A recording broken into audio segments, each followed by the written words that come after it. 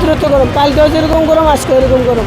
বাইরে প্রচন্ড গরম, তাপে মনে হয় যে শরীরটা সিদ্ধ হয়ে যাচ্ছে। রোদের লেগে রিক্সা চালাইতে পারি না। রোদের আর তো কষ্ট হয়, আমার তো কষ্ট হয়, গরিব মানুষের তো কষ্ট হবে, আল্লাহ দেয়।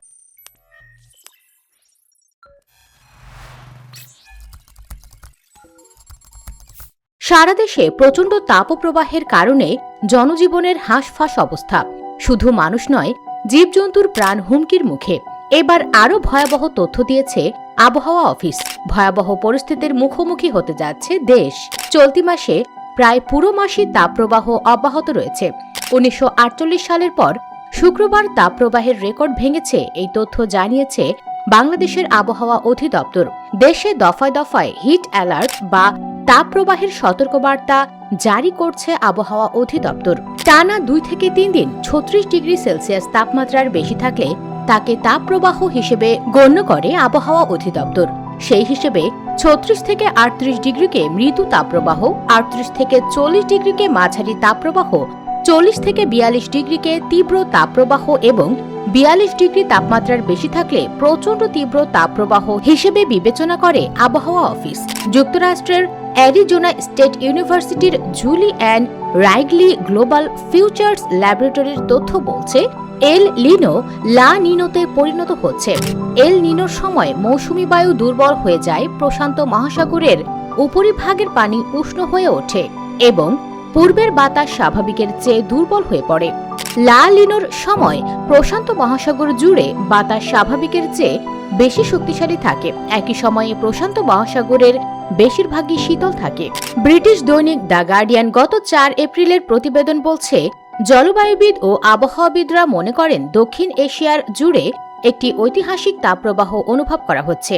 এত তাপপ্রবাহের কারণ জানতে চাইলে এর কারণ হিসেবে আবহাওয়াবিদরা জানান, বাংলাদেশের উত্তর পশ্চিমাঞ্চলের জেলাগুলোর দিকে ভারতের পশ্চিমবঙ্গ, বিহার, উত্তরপ্রদেশ ইত্যাদি রাজ্যের অবস্থান এবং সেখানে 42 থেকে 48 ডিগ্রি তাপমাত্রার মধ্যে ওঠানামা করে। তাই সেখানের গরম বাতাস বাংলাদেশের অভ্যন্তরে প্রবেশ করে এবং তা আমাদের তাপমাত্রাকে গরম করে দেয়।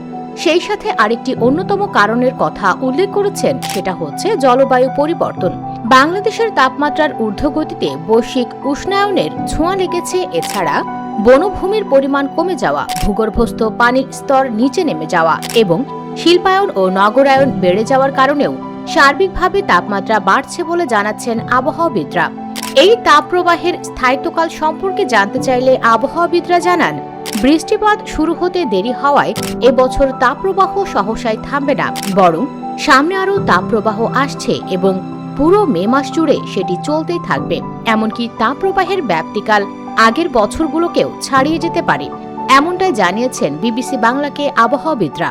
এছাড়াও নাসারা জানিয়েছেন, আসছে নত্যতাপ। আগামী 25শে মে থেকে শুরু হবে নত্যতাপ। এই সময়ে সূর্য যেন আগুন ছড়াতে শুরু করবে পৃথিবীর বুকে। সূর্য প্রতি বছর যে সময় রোহিণী নক্ষত্রে অবস্থান করে, সেই সময়টায় সবচেয়ে বেশি গরম পড়ে। আগামী 25শে মে সকাল 3:16 সূর্য রোহিণী নক্ষত্রে প্রবেশ করবে। 15 দিন রোহিণী নক্ষত্রে অবস্থান করে মৃগশিরা নক্ষত্রে গোচর করবে সূর্য। রোহিণী নক্ষত্রে সূর্যের অবস্থানের এই 15 দিন সারা বছরের মধ্যে সবচেয়ে উষ্ণ হয়। সূর্য রোহিণী নক্ষত্রে 15 দিন থাকলেও তার মধ্যে প্রথম 9 দিন গরম সবচেয়ে মারাত্মক আকার ধারণ করে। এই 9 দিনকে নত্যতাপ বলা হয়। এই বছর নত্যতাপ চলবে আগামী 25শে মে থেকে 2 জুন পর্যন্ত। তাহলে বৃষ্টি হওয়ার সম্ভাবনা কতটুকু? মূলত বঙ্গোপসাগর থেকে মৌসুমী বায়ু না আসায় বৃষ্টিপাত হচ্ছে না বলে জানান আবহাওয়াবিদরা।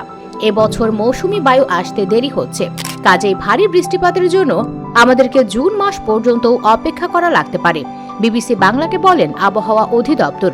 তবে আগামী শুক্রবার নাগাদ দেশের কোথাও কোথাও হালকা দমকা হাওয়া ও বৃষ্টিপাত হতে পারে, তবে পরিমাণ কম হওয়ায় সেই বৃষ্টিপাত গরম কমানোর ক্ষেত্রে খুব একটা কাজে আসবে না বলেও জানিয়েছেন আবহাওয়াবিদরা।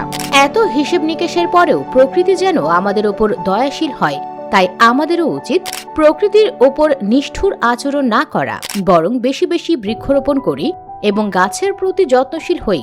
সবাই সাবধান থাকবেন, সুস্থ থাকবেন। চ্যানেলটি সাবস্ক্রাইব করে আমাদের পাশেই থাকবেন। ধন্যবাদ।